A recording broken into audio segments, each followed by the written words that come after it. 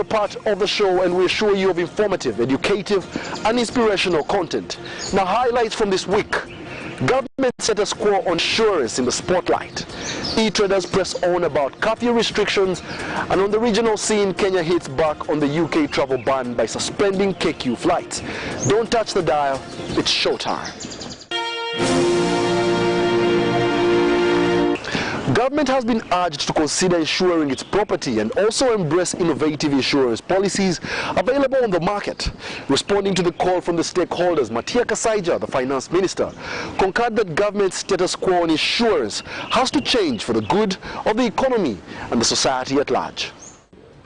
The insurance sector players in Uganda are not relenting in their effort to pressurize government to take the lead by insuring its workers and assets. Some of the obligations by law, like the Workers' Compensation Act, mandate every employer, including government, to insure its employees when they are on duty.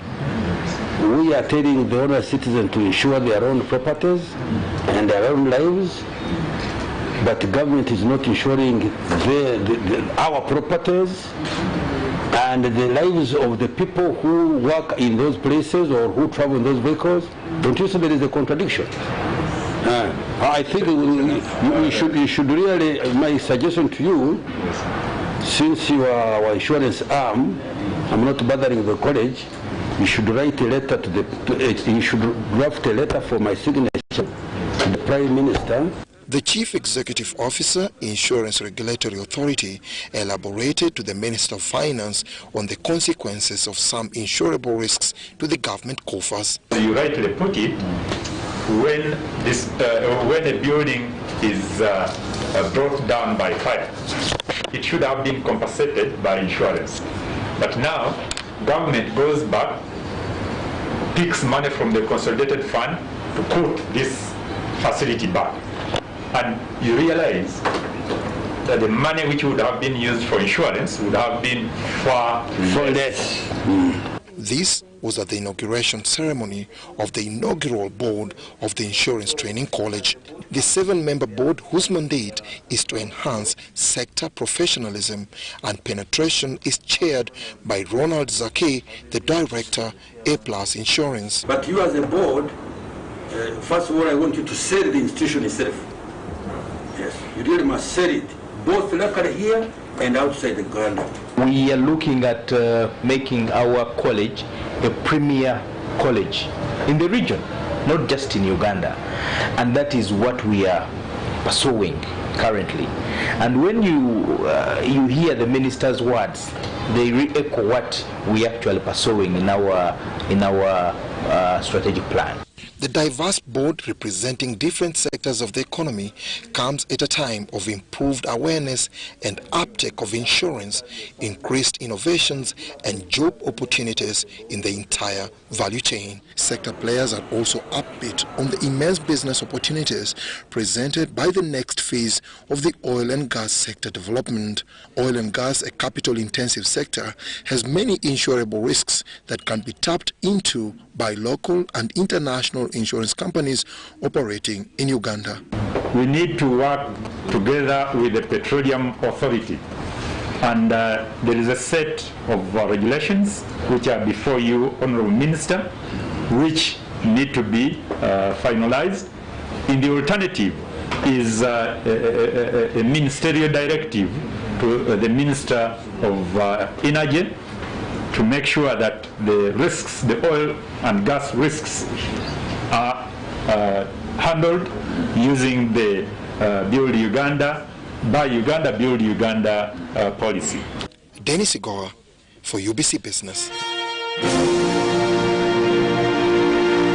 In another development, the Insurance Brokers Association of Uganda has expressed the need for immediate adjustments of insurance covers to cater for the short-term demands of the navigating risks associated with dynamic economies. Now, this was at the 3rd annual conference of the Insurance Brokers. Happy to work with brokers. Insurers have identified gaps in the sector that require immediate economic response. In the third annual conference of the Insurance Brokers Association of Uganda 2021, assessment by insurers saw a fundamental reset economy due to the COVID-19 pandemic. To COVID-19 related losses, because a lot of people out there might lose confidence in insurance, not because of your fault, but because of your failure to guide them appropriately. And in this, you need to look at voluntary position of additional coverage benefits, whether it is possible. Insurance stakeholders are mandated by the regulator to evoke the insurance client charter for timely response. Into their extensive relationship with the insurers to obtain a number of options which are best suited for your business and indeed which fits within your budget. It is my hope, therefore, that the brokers as well will adhere to the set obligations and indeed will also serve your clients in a timely manner. On the overall, sector players recommend regulatory adjustments to accommodate a wide range of insurance products. Is ensuring continuity of insurance services. How do you ensure that insurance services continue? Innovation. Can we come up with other packages? Can we look at medical insurance, for example, for the elderly? Telling me my grandmother is uninsurable really is not nice. Heighten, for example, us as the brokers, now to change the approach in the way we offer advisory services. Of course, to advise now with empathy and feeling for our clients. The conference theme, navigating the risks in today's changing world, emphasizing response to adverse impacts of COVID-19 on the insurance sector. Abdul Nasir Lubwama, UBC News. We need a reminder of all of those things I've said. Members of the E-Trade Association of Uganda had a meeting with the Security Minister, General Eli Tumwine, about how the COVID-19 curfews are affecting their business. Now, the members decry losing more than 50% of their profits to the 6 o'clock and 9 o'clock movement restrictions. Let's take a look. Despite lifting most of the lockdown measures to revitalize economic activity, the e-commerce sector of Uganda is failing to realize the needed customer base to help them recover from the adverse effects of COVID-19. This is greatly attributed to the 6 o'clock and 9 o'clock curfew standard operating procedure that both boda and cars have to abide with. Now, what happens to those who insist on staying on the road? We as a company, we don't allow our drivers to break the law. So our drivers are required to be off the road.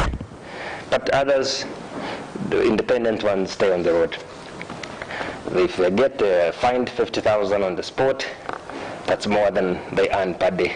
Many of the airlines either depart or arrive late. It's slightly easier for the tour guide to negotiate with the police when he has foreigners in the car as tourists.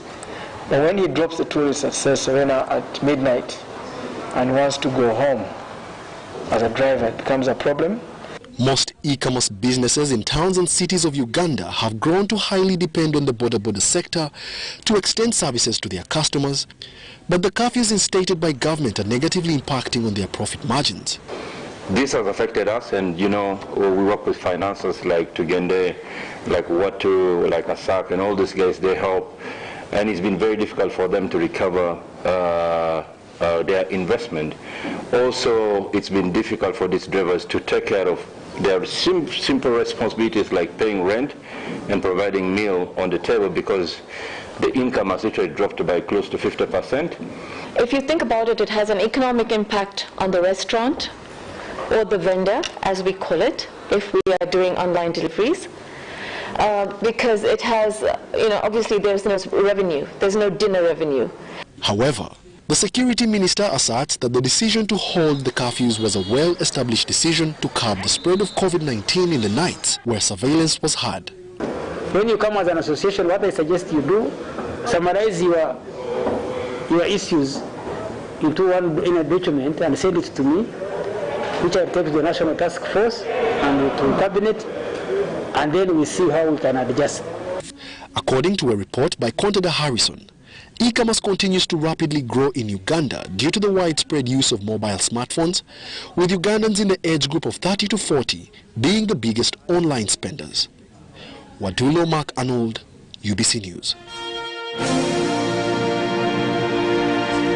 For over 16 years, MV Pamba has been docked and demobilized, leaving the pressure of cargo coming into Uganda via Lake Victoria on the one MV Kawa, which is also operating on just one engine. That means it's not operating at full capacity. There was a collision of these ferries, and as we talk, one of the big ferries like this one is underwater. Kabarega. Rehabilitation of MV Pamba, which started in March 2020, is in its final stages and is expected to complement MV Kawa, which currently remains the sole effective marine cargo vessel Uganda owns. See, these are connected to railway. So we can connect railway up to Pakwach. We can connect railway up to Maraba, get the cargo. So once we connect to Pakwach, then we move down to the Karbat. Minister Joy Kabatsi attributes the pressure on the available central and northern corridor roads to limited marine vessels. She emphasizes that MV Pamba will reignite more economic activity on Lake Victoria while easing pressure off the roads. And this is very helpful even for our exports, not moving everything on the road. We work on these roads, then we destroy them by allowing heavy trucks to move on them. Built in 1985, MV Pamba docked in 2006 following engine and electrical failures. The renovations, worth $3.5 million, include upgrade of the engines, firefighting and electrical systems. A ship is like a car. When it's moving, it's easier to realize the problems. But when we took over MV Pamba, it was immobilized and it was stopped. So many problems, we only realized the problems later on. So that didn't help us. Yes, every time we realized there is something missing, we had to find the parts, we have to order them, and the time for the transportation, everything, it cost us some delays. When operational, MV Pamba, which has a capacity to carry 22 wagons, will transport cargo to and from Mwanza and Kisumu ports. Lake Victoria and other major water bodies across the East African region are getting choked with plastic waste. Now the waste that ends up in the waters is affecting aquatic life and water quality. Flip Floppy, a one-of-a-kind doll made from plastic waste collected in Kenya's water bodies, recently docked at the Gaba beach in Kampala for a sensitization drive.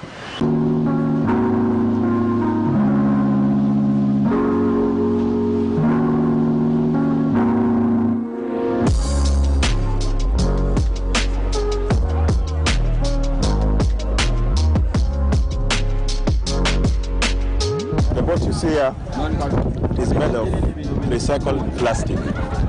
First we collect the plastics, then we crush them and then grind them. So after that we melt, they're being melted. So after being melted, then they put into a molder for it to have this shape of the bottle you now see. So everything you see, they might look like timber, but everything there is made of plastic. And then the top ones are the flip-flops, which were found along the coastal region of Kenya and Indian Ocean. Then the sail, the boom, is made, the only thing made of timber, that one, and then the other one. So everything, the inclined are made of plastic also. So we are trying to pass the message of plastic reused or plastic pollution. We are doing this along the fishing region of Lake Victoria and also the Indian Ocean, because plastic, we might see it has no effect because it is a big thing, but we have microplastic also. So the microplastic, if you throw plastic into the water, there will be some worn out from the plastic. And this plastic worn out they are micro because you can't see them by face.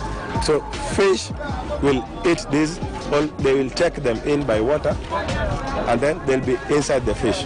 So after that, we fishermen will fish, and if you caught that fish, we'll eat it direct. So imagine fish have the microplastic, so we eat that fish. It might cause cancer to us, and to the fish, it will decrease the population of fish in the water.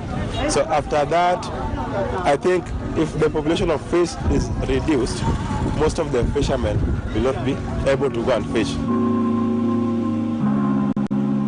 In Kenya, it is true. If you go to every beach where there is an hotel or where there is a maybe swimming place, swimming area, you'll find many plastic, not an island of plastic, but plastic underwater. Because mostly when the bottle tops are open, plastic water get inside and they go down.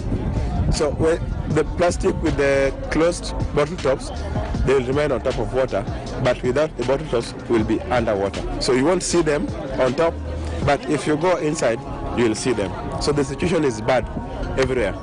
Not in Kenya alone, but everywhere we have come to. In Jinja, it was the same. Even here, if you came earlier yesterday, plastic was everywhere. And even this morning, and I was shocked to find someone using a plastic container, then dropping it immediately when we were here. My message is mainly to the fishermen. For us to have the same income or the same caught that we are catching daily when we went for fishing, we should not throw plastic into the water. If you don't have use for plastic, other use, you can make a plastic, you can make them to be a good dustbin where you can throw in your litters or rubbish, or you can also make it like there was a cloth made of plastic. So somewhere around here, and the lady got on her dress and it was okay. It was good. It is something unique. So instead of making a boat, because everyone might not have the same capability of making the same boat, but you can use it to make something else. Recycle it. Yeah, recycle it.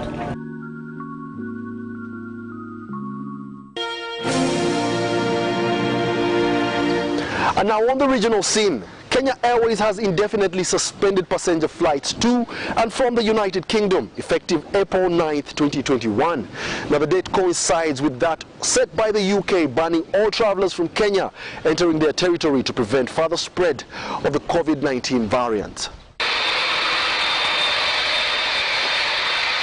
A week ago, the United Kingdom announced a ban on people traveling from Kenya from entering England starting on April 9th to prevent the spread of the novel coronavirus. Kenya is among the 4 countries that were recently added to the UK's red list amid concerns about new COVID-19 variants. The suspension of flights to one of Kenya Airways' busiest and most lucrative international routes is a big setback to the perennial loss-making airline. Kenya Airways' net loss has nearly tripled to 36.2 billion Kenyan shillings, the worst ever in the history of the airline, on account of COVID-19 disruptions that led to a sharp decline in passenger numbers.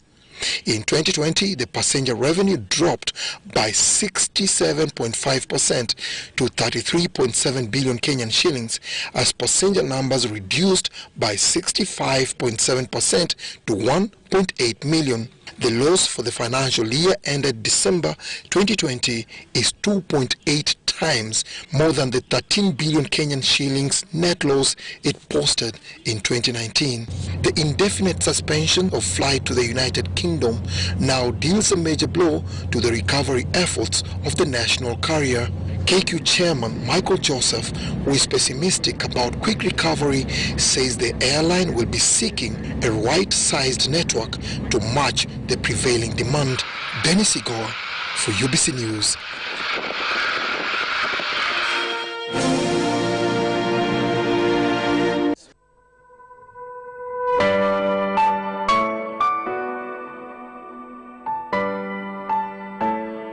But if you think about the biggest opportunity that obtains in Uganda at the moment, which is the oil and gas opportunity, and you look at the need for us to get Ugandan companies and Ugandans to participate in this opportunity is the essence of the existence of our incubator. So what we are doing in the incubator is to prepare Ugandan companies, SMEs, to be prepared to be full participants. And we have seen that over $20 billion US, 6 billion of that is to be spent onshore.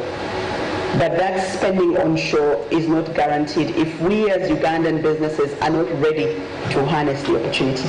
So it's one thing to talk about oil and gas, it's another to meaningfully do the work that needs to be done for us to harness the opportunity that's before us, which is why our subsidiary, the incubator, is very critical.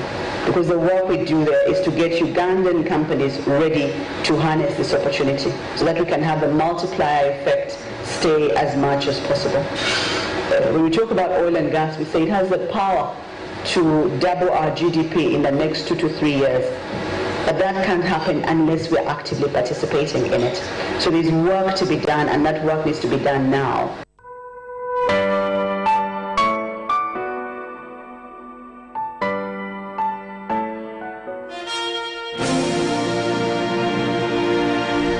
The fort may be gone, but this dynamic, clean and friendly town is definitely still a great entry to numerous places offering sublime scenery, amazing nature and genuine adventure like the Crater Lakes and Chibale Forest National Park. Now we capture some of the amazing scenes of Fort Portal in our Sounds of Business. Enjoy.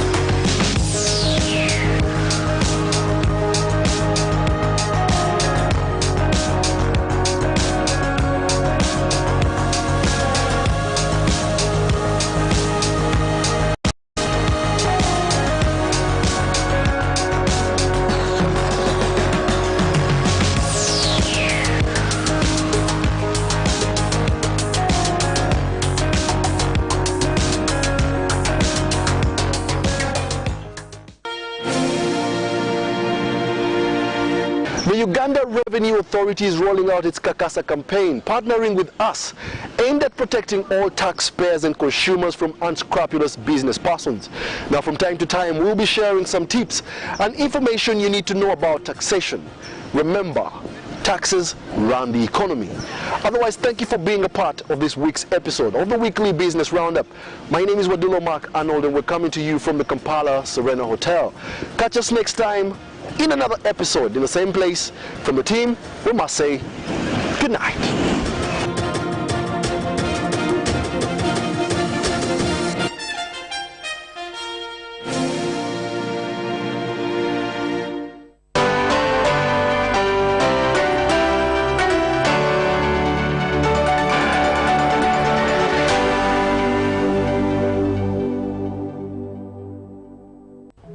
Like many doctors on the front lines of the pandemic, I'm getting a lot of patients asking which vaccine I think is best. And my answer is always the same. The best vaccine is the first one you can get into your arm.